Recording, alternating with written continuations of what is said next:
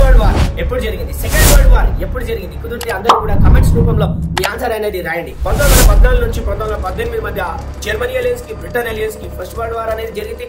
దాంట్లో మొదటి స్టేజ్ లో జర్మనీ దాని యొక్క సుప్రమాసీని చూపించింది.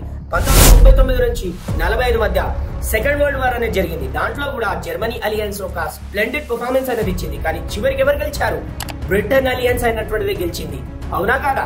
అంటే దీని అర్థమైంది, మొదట ఎవరు గెలిచారనేది ముఖ్యం కాదు, early stage of the winning celebration is wrong. అలా చివరికి ఎవరు గెలిచారనేది ఇంపార్టెంట్. చివరికి గెలిచినటువంటి వాడు మాత్రమే చరిత్రలో నిలిచిపోతాడు. అలా మనకి టార్గెట్ ఏంటి? ఇప్పుడు బోర్డ్ ఎగ్జామ్ అయినటువంటి టార్గెట్.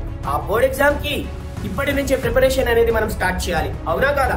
ఇలా each and every minute point అయినటువంటి దాన్ని మాట్లాడుకోవడానికి ఈ Sunday 12 hours mega marathon session అనేది తీసుకోబోతున్నాను. 21 chapters వన్ స్టాప్ లో మాట్లాడేసుకుందాం. అందరూ కూడా పాసిబిలిటీ ఉంటే మీ ఫ్రెండ్స్ అయినటువంటి వాళ్ళకి ఈ ఇన్ఫర్మేషన్ ని షేర్ చేయండి.